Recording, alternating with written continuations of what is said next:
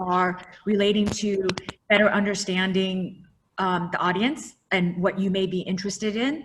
And other questions are launching pad to some of our discussion points and get your initial thoughts on how you, the company, and your board work. I'm going to go ahead and launch a series of polls. So bear with us, there's a few questions in here to kind of see where the audience is at. So we'll give folks time to fill that out, and then I'll go ahead and share results.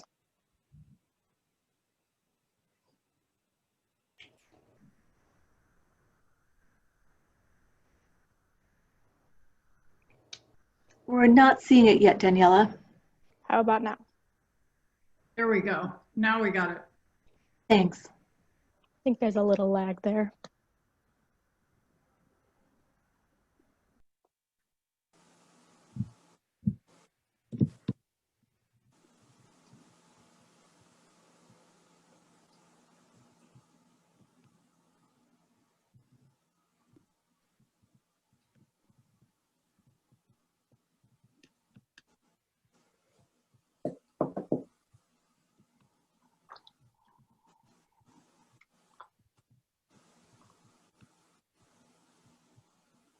All right, we're seeing some results come in, which is great to see. So we'll do a little bit more time here and I will share the results.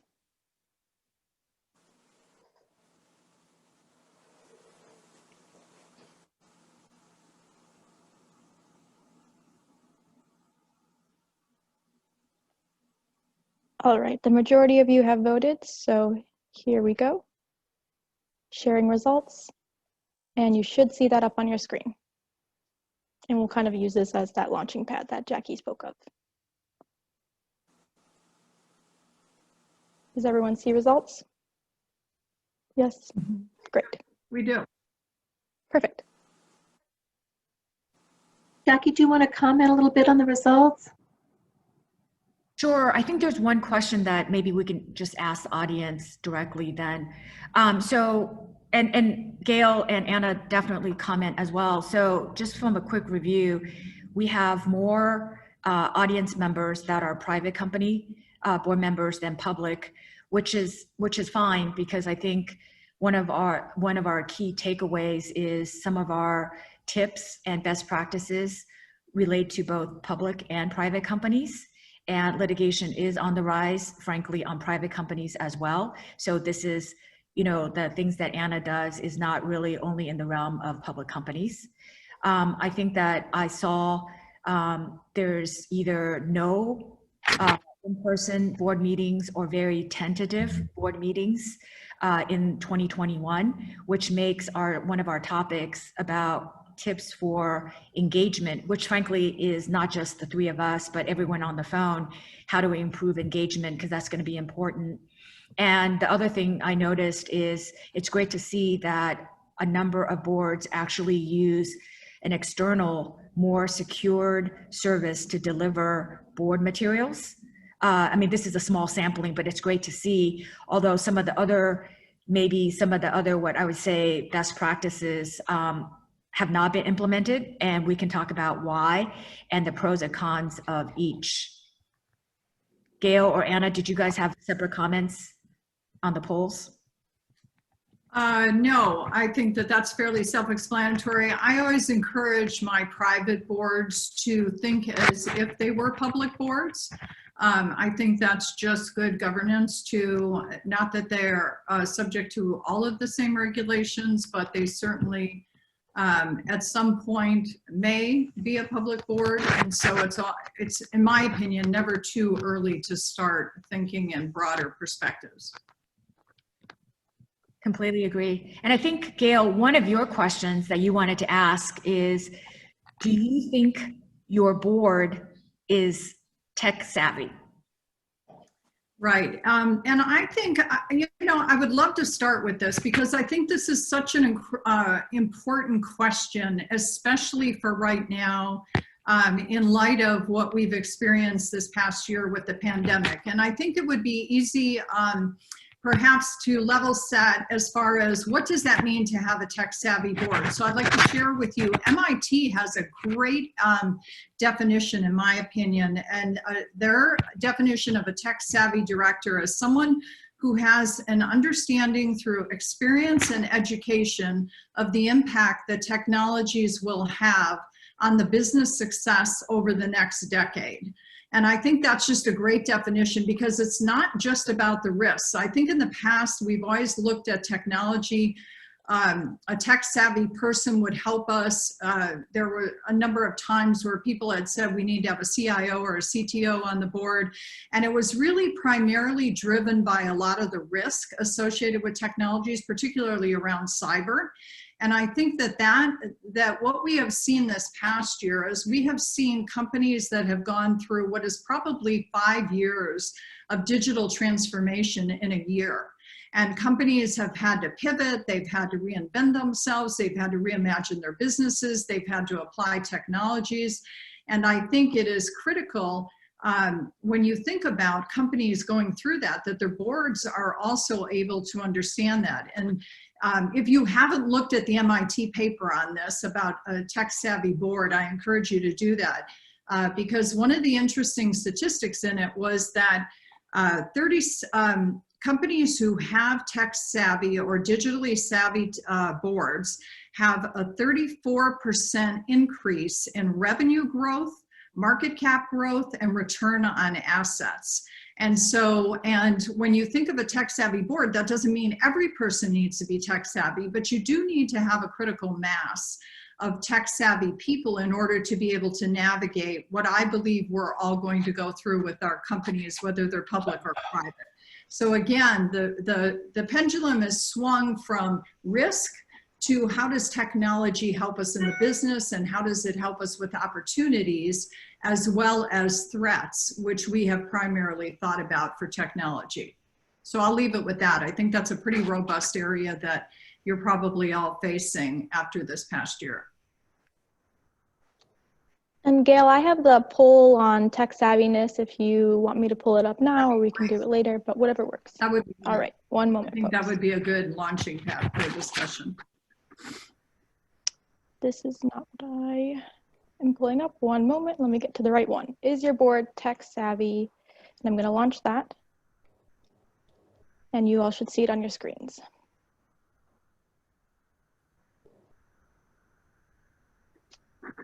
And we have about the majority of folks voted.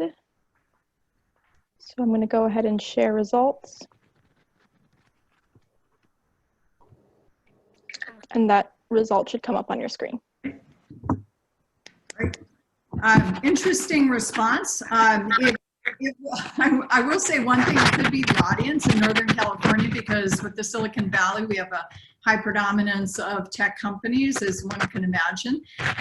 But I will tell you that according to MIT, in that same study that I referred to, only a fourth of boards are considered tech savvy, and most of them just have one director that is tech savvy, as opposed to their recommendation that at least 3 of the directors. So I don't know, I couldn't draw conclusions from this, but I would say that we may have a geographic benefit, I'll say. I'm going to hop in really quickly. I'm going to mute everyone, remute everyone, because we're getting some feedback and I want it to be clear for you all. So 1 minute. Okay, Gail, can you go ahead and unmute yourself? Sorry for that interruption. I just wanted it to be nice and clear for you.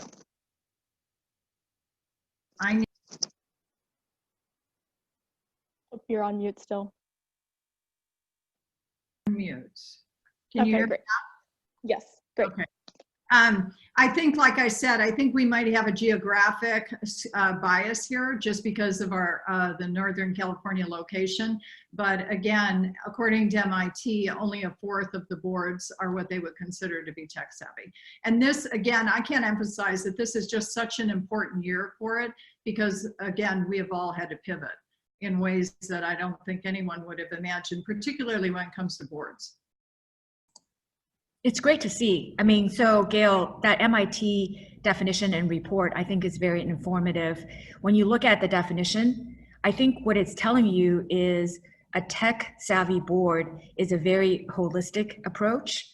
And I can't tell you how often when I anecdotally talk to boards and you ask this question and their response is, yes, we have a tech savvy board because we have a cybersecurity committee, or we have, a technology committee. And so once again, they're relegating the technology into the realm of, I think, a siloed committee, or into the responsibility, the hands of a very small number of board members, when technology is both a risk as well as a competitive advantage. And so if you silo something that's so important into a much smaller group, I think you completely miss the opportunity. I would agree with that. And the way to think about it is to think of a tech savvy board really thinks about three things. They think about strategy, they think about oversight, and defense. So when you think about strategy, it's really about not just threats, but opportunities. So this is, there are some who might say that a tech savvy board is the financial differentiator of a company because of the ability to pursue opportunities that are out there as well as competitive threats. On the oversight side, we are responsible for the digital transformation of our companies. And with that comes an enormous amount of tech spending. Tech spending has increased by 10x in the last couple of years. It's huge. So the tech spending oversight has to be there as well. Are we making the right investments? Are we spending the right amounts of money?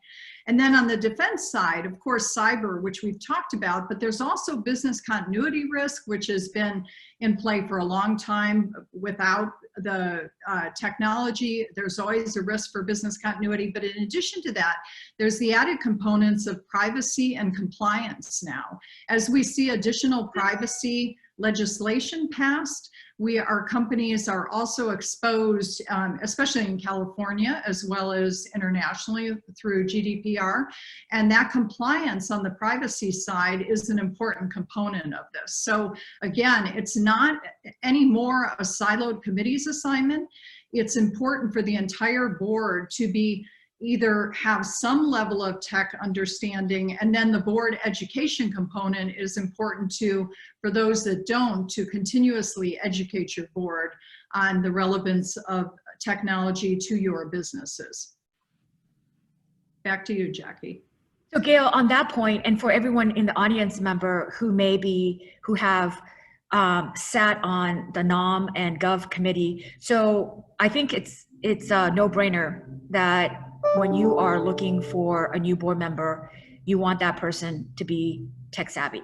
But how do you get to that? Like Gail, you've been on every single committee. So what are what tips would you give to this audience member as some hallmarks to look for when you are trying to, recruit a new board member, and this is one of the criteria? I think it goes to a little bit of a different interview. And in other words, I don't necessarily think somebody has to be a CIO or a CTO, a Chief Technology Officer, or a Chief Information Officer. I look for someone who is able to understand technology and how it applies to business. So again, that's whether or not you have looked at technology in ways to rethink your business, to be able to grow your business, expand your business by the use of technology, what your competitors are doing with technology, using real concrete examples of how technology plays into efficiency, effectiveness, all the kinds of things that we look for in business. And again, focused on the bigger picture, that bigger strategy. Are they a strategic thinker that understands technology as an asset, not necessarily just a risk mitigator? So I would back up a little bit. Now, I can tell you that I have sat on boards where it has been difficult for people to even operate in a video environment. Now, again, for those of us that have been on Zoom or Microsoft Teams or WebEx or whatever for many years in business, but there are many boards that this was very new for. In the first board meetings that people went virtual, there were a lot of people struggling in terms of not only how to get up and running, even if you provided that IT support, but were they comfortable with it? Were they feeling good about sitting in front of a video and being able to feel like they were in the same room and being not intimidated and able to make a contribution at a board level? So I would pressure test for all of those things. And I think, like I said, I think it's a broader picture.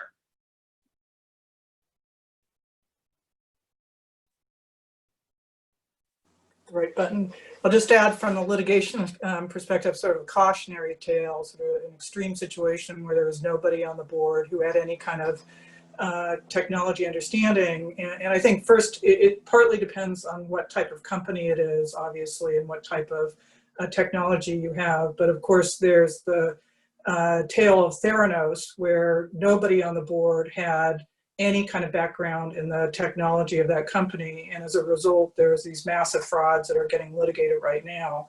But again, that's sort of an extreme situation, but it shows you sort of how ineffective you are as a board member and how ineffective you are as making sure that there's good corporate governance if you don't really understand the technology of the company.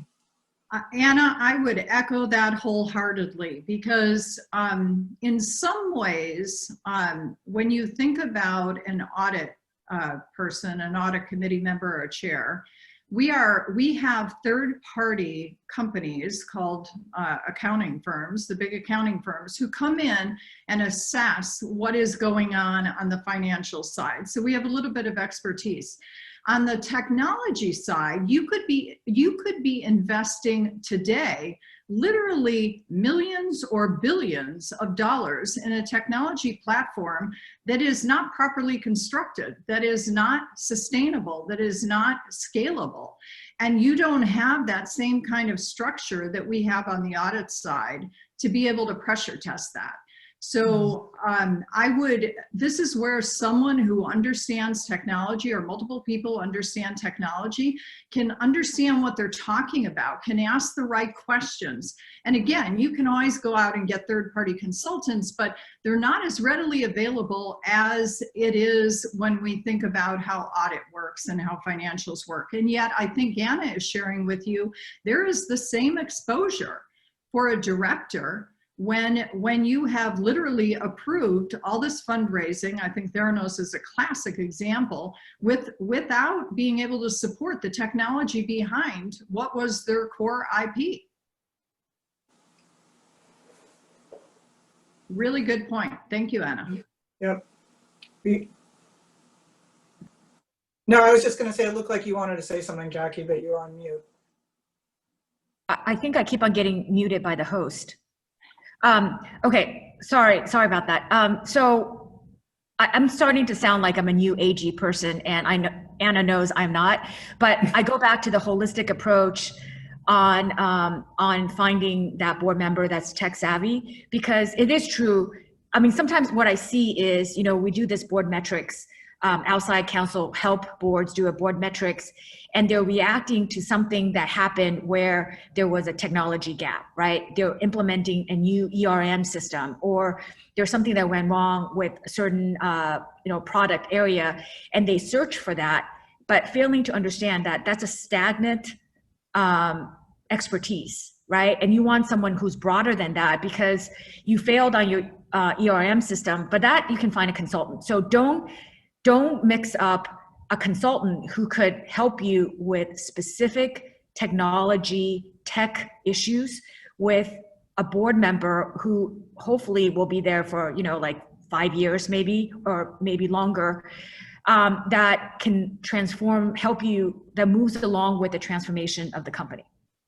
Jackie, I think that's an excellent point, because what you have is you have technology for internal operations. And again, we saw a lot of focus on, does anybody understand that? And clearly, if your accounting system fails, you could cripple the business for sure. And there were a lot of big technology projects as people have gone through this digital transformation. But I'm also talking about, when you're looking for that tech savvy board member, look for someone who thinks about technology as a competitive differentiator. And I will tell you, even in the very smallest companies, they have digital payment systems. You have to get paid somehow. It's almost incomprehensible to think that even your street vendor, small business company is using somebody like Square.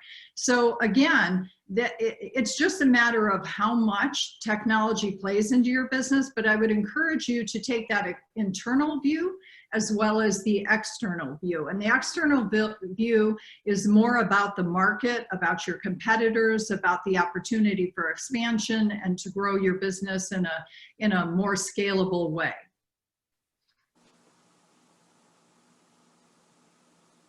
Okay.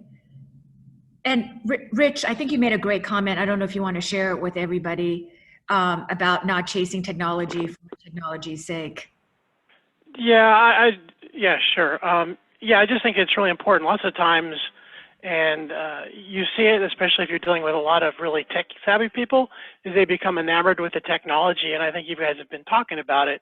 It's important to understand the fit of the technology to your organization, to your business and the environment, not just chase a new technology because it's out there. And I had a lot of experience with that.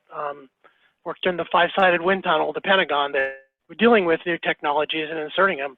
There's a lot of technology out there, and a lot of it people become enamored with just because it's cool technology, but it doesn't really fit the organization or the end game, which for us was mission accomplishment and making us more effective in saving lives and doing a better job. So I just think, you know, just a point out there that sometimes we do chase technology because it is cool stuff. You know, Rich, I'll give you an example of exactly that. I could not agree with you more. I happen to call it chasing the latest shiny object. And on the go-to-market side, on the sales and marketing side, you know, maybe 3-4 years ago, there were probably about a handful of marketing technologies, marketing automation technologies. This is where you're creating demand, where you're trying to understand your customer journey. There are literally thousands and thousands of marketing technology companies today. And I have been in the boardroom where the CEO has said, we are not spending another dollar on another marketing technology that is not delivering the ROI. It's chasing those shiny objects, and companies do really get sucked into that. So you have to really do exactly as what Rich said, which is look at your business, what is really adding value and helping you grow business as opposed to chasing that shiny object. You know, the other thing that I'd like to emphasize too is the culture and your workforce often will bring in the new technology, but we won't look at the impact of how it deals with our workforce or the added training that's required, or just do we have the technical ability of our employees to adopt this culture? And so sometimes it's disruptive to the marketplace becomes probably more disruptive to our internal organization. Absolutely. Shall we move on to the next point where technology actually really matters, because most boards are going to at least meet virtually for some time or all of 2021. And maybe, Gail, if it's okay, maybe we can tag one more thing to the virtual board meeting. I think virtual board meetings are important just for the function of boards, but 2021 is actually a really important year because 2021 is the last year of implementation for California's gender, right, diversity rules. So I suspect, and the first year of implementation for the underrepresented law that also passed in California. So 2021, you will see companies that are headquartered in California, public companies that are headquartered in California, having to onboard board members. And so, you know, there are challenges to operating board meetings virtually, but you can imagine the challenges when you're onboarding board members for the first time. So this is actually a really important topic. And Gail, you have the most experience. I'll let you kick it off. Thank you. So here's how I think about it. And I agree, the onboarding thing for someone who has never met anybody, I'm working with a company right now on an advisory capacity, a very large company, and doing a number of sessions with them on strategic advice. And I literally have never met the individuals in that company. It kicked off in February. I've had 100 people on a Zoom call. It's a little surreal, I'm going to tell you, without having been able to establish that trust and that camaraderie. And I think that's what the onboarding process is going to be like. And there was just a recent article about eBay, how they did the CEO search without in-person interviews. They literally did it via video, and the results they thought were great, got the best candidate in less time and all kinds of things. So it can work if people are comfortable with the platform. But when I think about board meetings, I really think that we have to think about them a little bit differently. Some of it is very much the same as we currently are doing. You know, when you have a board meeting, you want to have a preparation, you want to have an effective agenda, you want to have a good structure behind you. But I think it's even more important in this virtual world. So what I encourage boards to do is, when they're looking at their agendas, structure different topics to different time allocations, much more disciplined than perhaps they would have done in the past. And to think about those time allocations, are you looking for people to just inform them? Are you looking to get input? Or are you looking to actually make a decision? So again, setting those expectations about those time slots in terms of how you're going to utilize them. So I think that's one piece of it. I also think it's important to use tactics that will allow you to engage everybody in the audience and at a board level, because some may not be as comfortable with the video platform. So what kinds of tips can you use to engage people and really go around the room and make sure that you got everybody's diverse opinions and you've had good debate and good discussion at that board meeting? And how do you do that? And then lastly, I think the new most important person on the board right now is the chair. The chair is the person who really drives the effectiveness of those board meetings, and they need to be fairly focused and disciplined in order to be that facilitator, to ensure that they're saying things like, I want to hear from all the board members, or are there any views that have not been shared before they move on to the next topic. Sometimes you have to elicit that engagement. You might even at the beginning have to do a little bit of round robin to make sure that everybody has been able to participate. And I'm sure that many of you have tips as well. What kinds of things that you have seen that have been effective to ensure high engagement at a board meeting? Maybe Cora and Karen can talk about their experiences, because both of you have onboarded, Karen even too.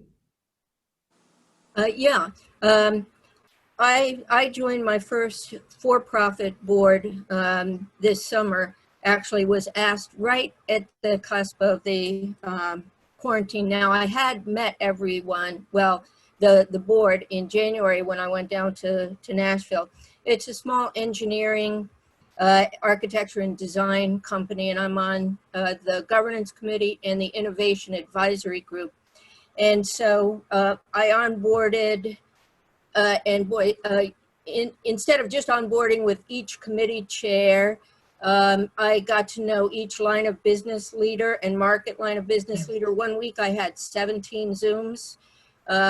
This week we had our board retreat. We had a board meeting in August. Now, for the most part, you know, these are engineers and architects, so they are kind of what I'd call tech savvy, although I've already pointed out to the chair, they don't have a risk committee or a cybersecurity technology committee.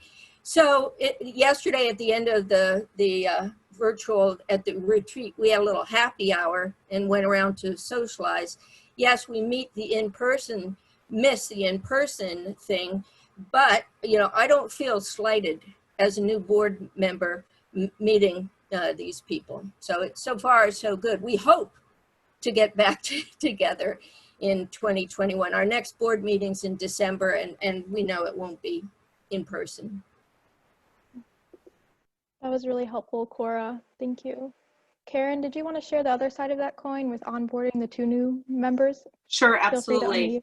Yeah, so we brought in 1 new board member in May, and 1 is joining the board for the November meeting. For the first board member, we were fortunate that that she had a lot of similar background. So she was speaking the same language very quickly, but we also needed to onboard her as the chair of audit and risk. So that took a lot of additional calls, as well as understanding it's a private company that is part of an infrastructure fund that's perpetual. So we had that whole piece of the puzzle to have to lay out so that she could understand those aspects, and the ability to understand NAV impacts instead of just IRR, ROI, and other metrics. So it was the best thing for us, I guess, if you're going to call anything good, was that we were able to do in-person interviews initially. And I think we could have managed, fortunately, with either of the candidates that we chose. We had a great pool of opportunity, but the ability to kind of get the interpersonal aspect is something that I think we do miss. We miss those sidebars. We miss those conversations, those, here, let me explain this to you when you're kind of in the same room. But I think everyone's very congenial. Everyone's good about reaching out. We spend a lot of time on follow-ups, keeping tabs on who maybe needs to have some additional information, and make sure that we spend adequate or perhaps even extra time in executive session to make sure that everyone's being heard. Everyone has an opportunity to say, I didn't really understand that, or I think we need more focus in this area. And that's probably been the one thing that I found key as the new chair that happened as part of this, is to say, we want to make sure that everyone has that time and doesn't zone out, where we've also cut our deck back, so that a lot of things that we would spend time on, we have to be even more focused, so everyone's kind of top of game. So bringing that second director on, we actually had signed a consulting agreement, so we brought him into the tent early, where it's a very acquisitive company.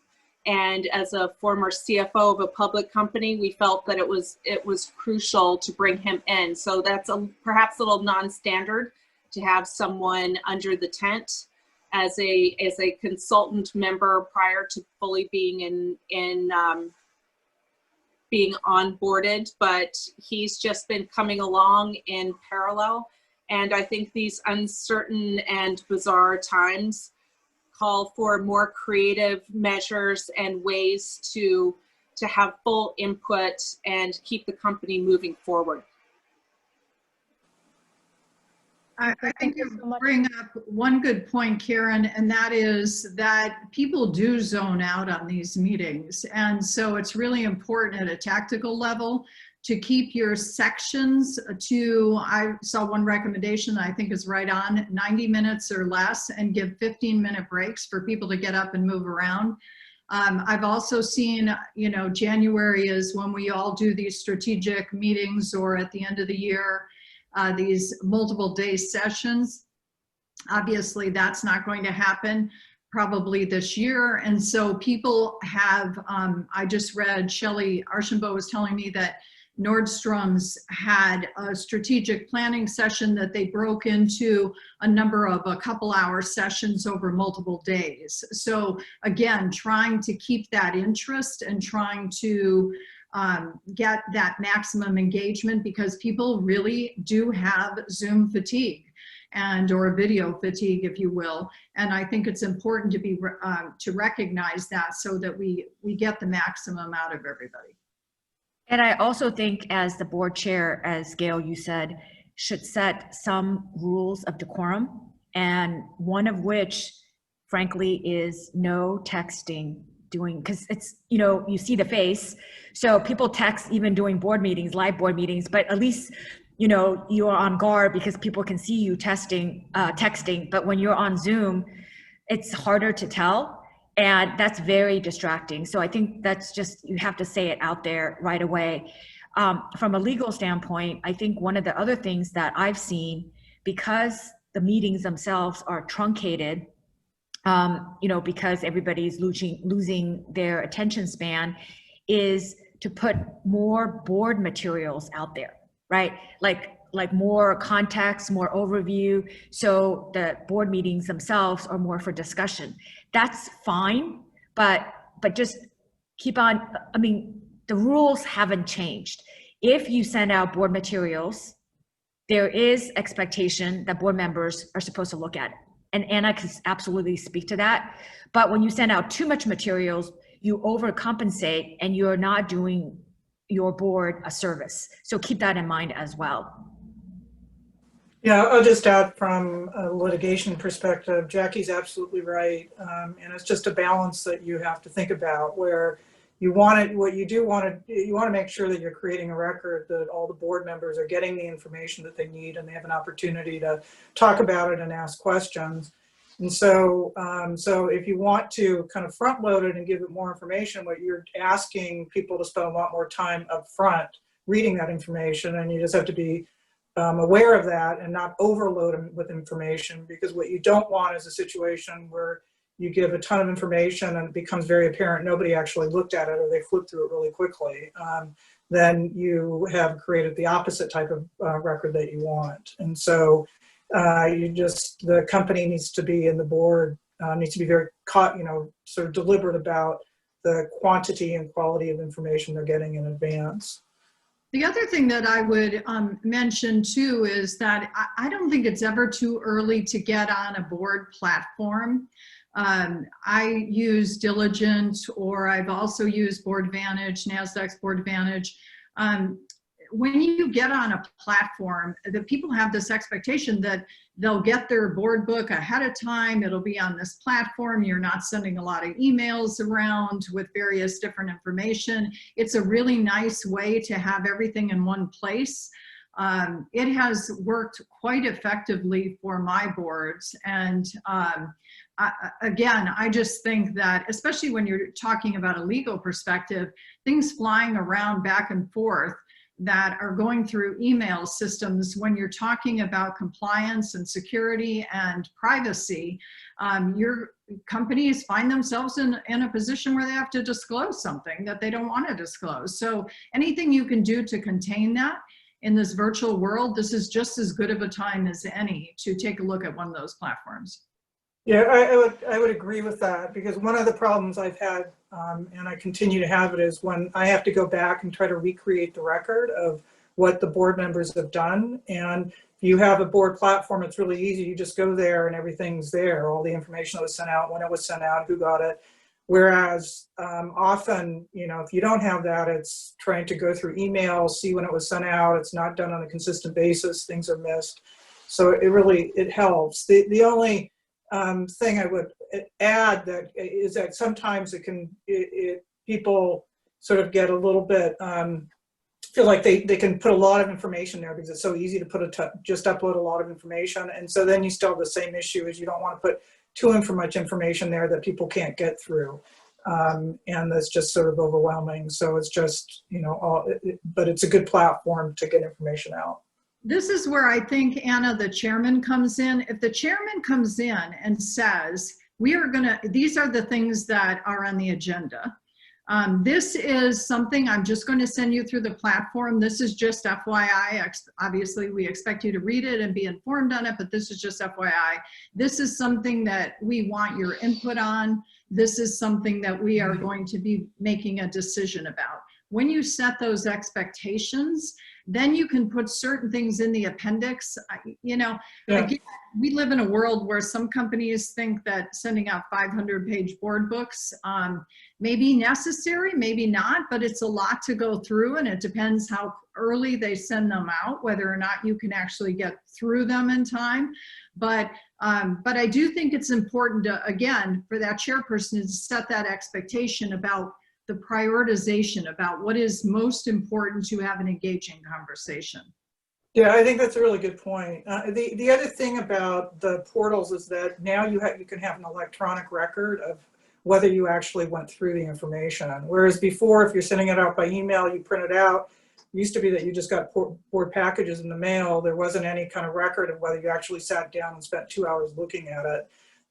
There was one sort of cautionary tale that I think former Chief Justice Strine had about board member who had materials from a portal, was taking a plane trip, and he pulled them up on his laptop, but then he ended up just watching movies and doing emails the whole time. And so it completely, you know, it showed that he wasn't actually reviewing it while he had it up. So you just have to, you know, keep that in mind, is that there's electronic footprint of all these things that, you know, and so it's basically going back to comply with your obligation, you know, your fiduciary obligations, and make sure you review the materials. Right. Robert, you have a comment here on board platforms, and you had an earlier comment on onboarding. Did you want to unmute and pop in here and expand a little bit? I'd love to hear from you.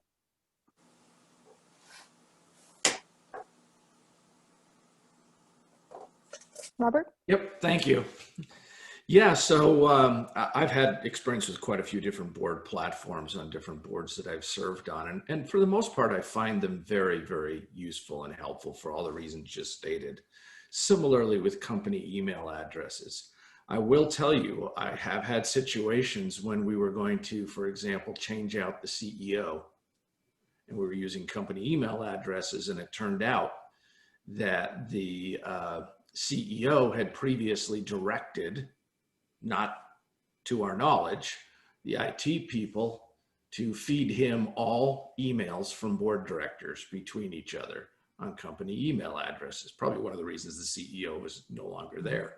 And a good reason why we probably did need to change out the CEO. The point is, there are many cautionary tales around M&A, board platforms, company email addresses. You have to, as board directors, it is our responsibility to fully understand exactly who can read what's on those platforms and who can read those emails. And I'll just tell you right now, sensitive information better not go through company email. Probably needs to go through outside personal email, sadly, or other types of platforms. Because if the company IT department, say it's Microsoft Exchange, is managing that, they have access to those emails, including the content.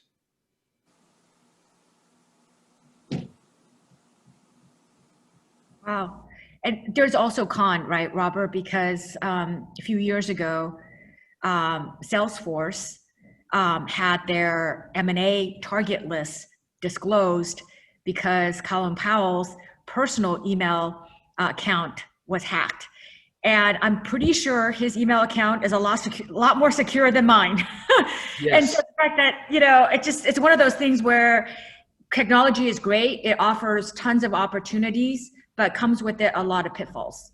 It does. And I think that to your point, and what I was trying to say is, we actually, when it comes to being tech savvy, probably the most important area of cybersecurity savvy that each of us need to have is a recognition of how to protect corporate data. Whether that data is on our notebooks, being sent through email, whether it's personal or company email, we need to understand how that can be disseminated and how to protect that. When should we encrypt? How can we use tools to ensure that? And just assuming that because we're using a board platform or a company email, we're good, is not going to get it done. Just assuming that because it's a personal email, the Colin Powell story, isn't going to get it done. It's the assumptions, and just some forethought can help with all of those things. And I've just been burned, particularly with the platform and with the company email, when things are really coming unglued at a company, and we all probably have been through that. That's probably the time not to trust the company's platforms and go to an alternate form of communication that the board will need to come up with. You can use outside firms, other ways of doing it, but you've got to be recognized when that needs to be done. You know, Robert, I think that's just, again, as Jackie said, you can think of both sides of this coin. But which is why I like to default to education, which is to really help people understand the education about, in this world of bring your own device, we have a lot less control than when we were issuing laptops. And you just can't secure everything. It's just a fact. So trying to educate people, how are you going to feel if this information gets on the, you know, the old adage on the front page of the Wall Street Journal? Is somebody going to be embarrassed? Is the brand going to be compromised? Is there going to be a problem on an M&A transaction? The more we can educate people to think first, act second in this world of, you know, just ubiquitous devices everywhere, I think we'll be better. So one of the lessons we learned relative to that, given the situation we had is, and now we do have this, is always to have available, it's useful in crisis management as well, an alternate form of communication so that every director has multiple ways of getting a hold of other directors, including a way to disseminate information that is an alternate form and can be used in moments of crisis when we want to be absolutely certain that it's board only, that it's maybe independent directors only, and just some thoughts, or non-executive directors, I should probably say, just some thoughts to, you're absolutely right on education, but just to be prepared in advance. Most of the time it's business as usual. The time to be trying to figure out technology when the crisis is hit is not at that moment. It's ahead of time, and you immediately know how to go to the other form of communication. Absolutely. Rich, you had a comment in relation to this. Do you want to go Yeah, ahead? I sort of have a related question. So I'm curious if there's any recommended protocols or what people are doing. Because if you look in the day and age of Zoom calls, it's not unusual to see one or two people in the background. We're talking on speaker, you know, and so the fact is that maybe a conversation that sensitive information is now maybe going to family members, maybe going to a family member who's got a friend in the room. And just, you know, what if people are even, you know, really thinking about that. I know that in my lifetime, I used to have an encrypted phone in my house. And so I would get calls that were classified that I would have. And so we'd occasionally have a discussion amongst family members of, hey, if you hear something going on in this phone call, you need to not have heard it or to not repeat it. And then if it was a more sensitive call, that would usually be post phone call. Again, family huddle, hey, this is what we talked about is very important, make sure. And often it's just little bits and pieces, but sometimes if they don't realize that they overheard something that may impact, you know, family, friends, or whatever, and they may get out. So I'm just curious if people are actually thinking about that, implementing some sort of protocol in their Zoom calls, you know, headsets, making sure I'm in a sequestered room or whatever. Well, I'm sure we all know that with two working members from home, or even in situations where you have roommates, I have been on many calls where there are competing Zoom calls going on, people walking through the room, family members where people have moved back home. There are all kinds of situations. I would defer to my legal colleagues here to ask about the implications of that. But again, I think that this is part of the digital transformation, which is how many people just flipped over to Zoom or to one of the video platforms when COVID hit without going through education, rules, protocols, all kinds of things. And maybe because they didn't even think about them because they thought it was just a temporary thing. But now that it is an ongoing part of our businesses, have we invested that time to do that so that we don't have to call on our legal colleagues to defend us? I think some of the, like, I have higher things on my priority list, to be honest. So highest on my list is attorney-client privileged conversations, right? The boards that I work with are tech savvy. Each board member has their individual Zoom account. And so they are routinely scheduling meetings among themselves as well as with executives. And because of the availability of technology, I don't know if they necessarily think through the issues about attorney-client privilege, and a lot of times fail to engage the legal department right? And so that's my primary worry is there's a laxity to the availability of technology that people forget about that. And Anna will tell you, just because you're doing it on Zoom, you know, you could easily lose privilege because it's deemed to be a public disclosure without, you know, without attorney present. So that's number one. Number two, I think there is sensitivity if you're going through M&A, right? Or you're doing some kind of a large transaction.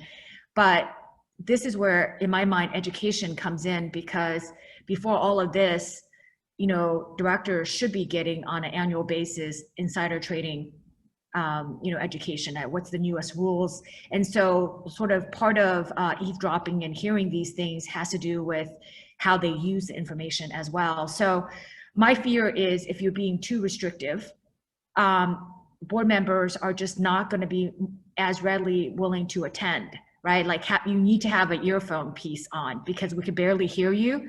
Well, some of the board members just started to get on Zoom. And so then asking them to figure out how to get an earpiece is above and beyond that. You know, so I think you have to know the culture and who your board members are. Anna, maybe, I mean, you deal with this quite often, and this has nothing to do with like virtual world. It's just being careful about information and attorney-client privilege. Yeah, I mean, and maybe it all goes back to education and trying to, you know, educate your board members about, and I think sort of on a regular basis, what is attorney-client communications, how that can be waived, which is just having somebody who's not under the umbrella, they're hearing the information.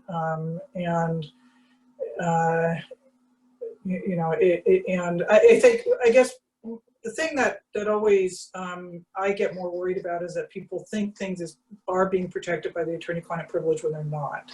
A lot of people on board and companies think that just because they have an attorney involved, no matter what they say, is going to be protected by the attorney-client privilege. And that's just not true. It has to be something that really relates to legal advice. So often you have attorneys in-house that are dealing with corporate issues, with business issues that are just not protected. But some people just feel like it's going to protect them no matter what, and so are a little bit less careful on what they say to attorneys, and that can come out later. So it's, you know, it goes back to just being very careful about your electronic communications and anything that's in writing.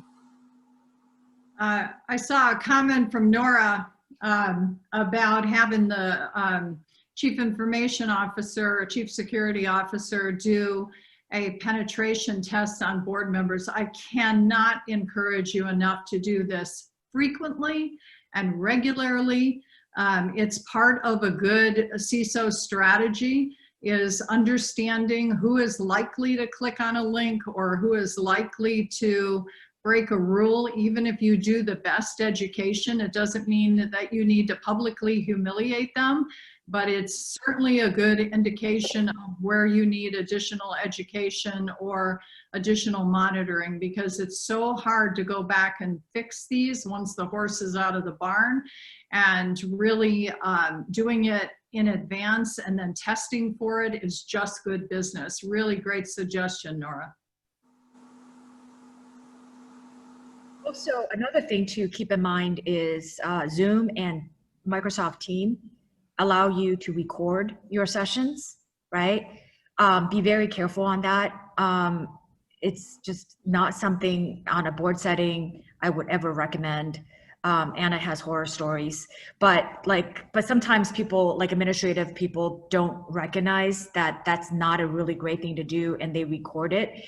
I mean, putting aside the fact that in California and almost most states, you need consent, but just having this kind of a digital recording that may not be erased is very bad.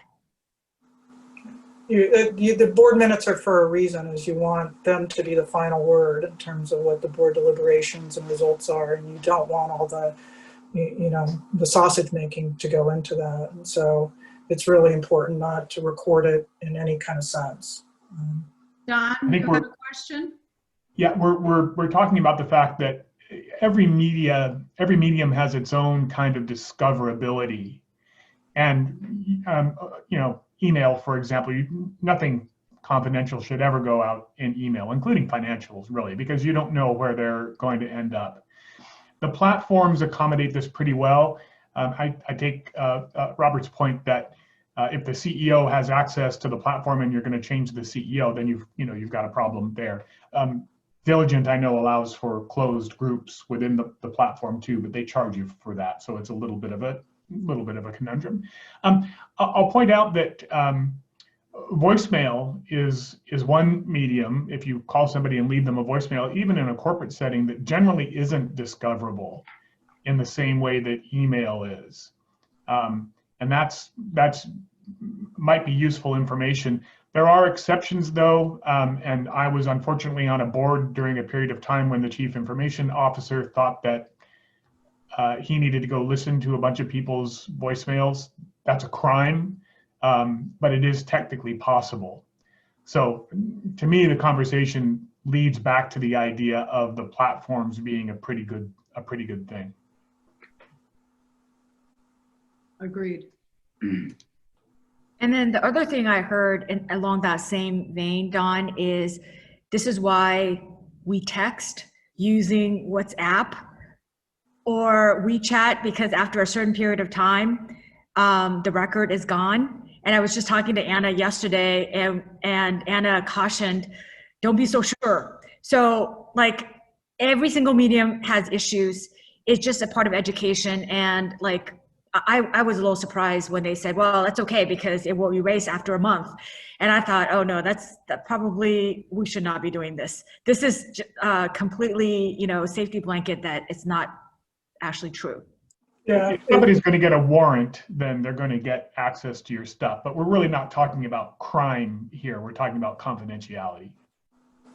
Yeah, the other thing I would throw out there is for those of us that live in the ether or work in the ether of any technology hub, whether it's Northern California or others, we often assume that everybody are tech geeks if we are like us, or they understand technology at a deeper level. And many times, this is particularly true, I've seen with board members, they're embarrassed to say that they don't know or they don't understand something. And so again, it's really easy for us to assume that everybody has that same level of understanding. And I think it's really important that we spend the time to make sure that everybody understands it. Whatever it is that you're talking about and all these various different applications and the legal implications of them, we just can't assume.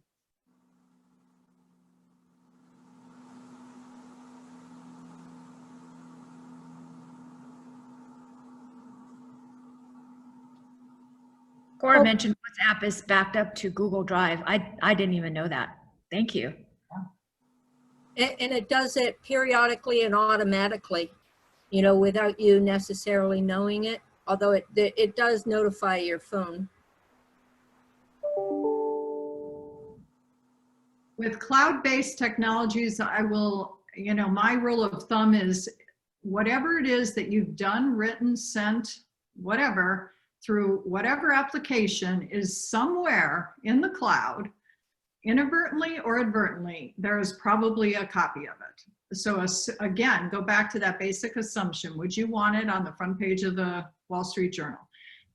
If it's going to be damaging or dangerous or compromising or embarrassing or whatever, just assume that the cloud has a copy of it. Yeah, and I would just add that I think one of the things that's dangerous about some of these ephemeral technologies like WhatsApp, or what people think are ephemeral, is that people use them because they think they are that, and so they can be as catty or, say whatever they want. And so that that has to, like a plaintiff or a regulator, that is the most valuable stuff they can get, because they will get the sound bites that they need to string together a narrative. And make it much more costly for you to get out of that litigation. So do not think that you're protected by using those types of technologies. And resist the urge to be catty in any kind of sense, unless you're doing it one-on-one. That is a fact. So I think we want to be mindful of everyone's time, and we have 10 more minutes left. Maybe one of the things we could do, unless anyone else have questions, is maybe we can go around the horn and we can talk about like 3 tips, whatever the tips may be that you want to leave all the audience members with. I do have a question before that. So back to the diversity law from California, I saw there was a lawsuit filed to challenge that. Do you have any predictions on whether the law will stand or might be overturned? There are 2 lawsuits, actually. One is already on appeal. I don't have necessarily a prediction on the lawsuit. I probably would play in the stock market if I did. But I think that from my perspective, it's irrelevant because the law is effective now. And so boards are putting processes in place to be in compliant by 2021. And if the boards are doing their jobs correctly, they're finding the best candidates in meeting with the law, right? And so once you find the right candidate, what are you going to do if the law is repealed? Say, okay, thank you, we no longer need you, right? So I think that the same thing with the underrepresented law that just passed on September 30th, I think the processes are in gear. That's number 1, right? And number 2, I know California is a little bit more progressive on that point, but when you talk to, if you're a public company and you do a lot of shareholder engagements with institutional shareholders, BlackRock, JP Morgan, they're all actually saying the same thing. Not yet, I think, underrepresented community, but they're asking about diversity because there are statistics that are coming out similar to a tech-savvy board. A more diverse board actually is helpful to a company's overall financial performance. And so I think the cat is out of the bag. Yeah, the number of women that have been put on the board in California has been huge. I don't remember the exact percentage this last year or 2 since that law went into effect. But again, I think of it as being an asset, not just the gender thing, but regardless, the diversity of thought that you get from a diverse board is just going to make your conversations richer. So to me, it's not about the law requiring it. It's about what you get as a good board and what kinds of value creation you're able to participate in. And so I think it's just good business. Even if it does get repealed, I don't see anybody wanting to say, I want to go back and change the constitution of my board. Yeah, I think it's a great progressive activity that California is leading. Just wanted to see if it's going to stick, and hopefully it does, and then hopefully it spreads. I don't know if other states are going to follow similar actions or if just boards in general across the U.S. will follow suit. So it'll be interesting to monitor that. I just wanted to mention on this note that we are going to be doing a program next week. Nora Denzel is going to be the moderator for that program, and we're going to be talking more about the implications of this law, D&O insurance, and what it's like to think about that new law, but especially just the lawsuits that have been going on around D&O and the lack of racial diversity. So I would encourage you to look at our program next week if you're wanting to learn a little bit more. It's really more of an insurance issue. We're not covering it from the legal side, to be honest, but we're going to be talking about it. Nora, do you want to unmute for 1 second? Yeah, I don't want to give a spoiler alert, but our D&O premiums go up if we don't have diversity on the board because it's a leading indicator of our long-term success as a business. So I don't want to ruin the outcome. So I think on the law, the boards I'm on, I mean, the fine is so de minimis. So it really isn't about compliance. It's more about competing for the future and having our boards look like our customers and look like our employees. So it's not even a public policy thing. It's more about we can't be competitive.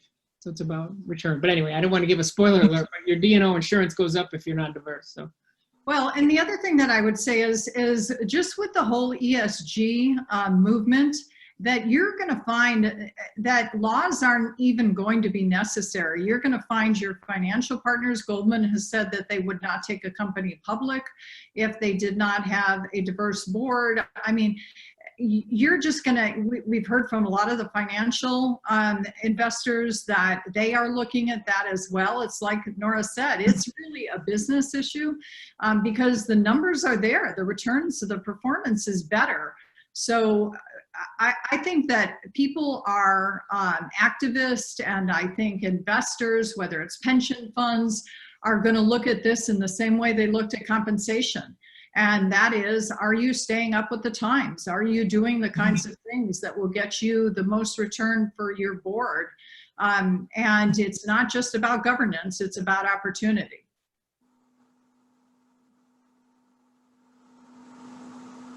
I don't think we want to steal Nora and her group's thunder for next week. So maybe we can end with like a tip. I can go first if that's helpful. So one thing we didn't talk about doing this session, but it is very much tied to technology is an opportunity, creates a lot more data, but it's also one where it has a lot of pitfalls. So if you are a company that is not thinking about updating your document retention policy, I know it's extremely boring. And when I mention it as outside counsel, nobody wants to talk to me about it. They give me the GC or the AGC to talk about this, but it's actually really important. I was working on a discovery item, a very, very small project. And because of the digital age that we're in, there were like 500,000 documents produced between emails and everything. And some of which I think would not have been produced if the company had a stringent document retention policy that included the right protocols for destruction. So that's what I want to leave you with. And I would echo that, Jackie, is that sometimes when we produce so much data, we end up with just this cacophony of noise, I call it, in the system. And I think it's important when boards look at dashboards and boards look at the data, what is really important? What are the things that are going to actually move the needle on your business? What are the things that are the most important for you to monitor, as opposed to page after page after page after page of data that has been collected, and it's just not meaningful. So again, just because you can collect it doesn't mean you should. And I would just pick up on that in terms of how it plays into your oversight responsibilities, or you can only really manage your oversight responsibilities if they're manageable. And if you start adding too much data to it, then, and it's too much information and too much noise out there, you're going to miss stuff. And so it goes back to, I think, what we were talking about before, which is being really thoughtful and having the chair involved in terms of what information is served up to the board, so that the board can focus on the stuff that's important and not get distracted with other stuff, and also make sure that they're really, you're dealing with the really essential stuff instead of trying to deal with all the noise that's out there. Well, we could keep talking, I know that. Thank you so much for your good advice and insights. I really appreciate it. I thank you all for your participation and look forward to seeing you again soon. Now, I know that Daniela has posted a survey on the side. Appreciate it if you take a moment to fill that out. And want to thank Danielle on Jackie and Anna's team too. She helped us in putting this program together. And please let us know if there's anything else that we can do for you on our end. And we'll look forward to seeing you again very soon. Jackie, any closing remarks on your end? No, I hope you all stay safe.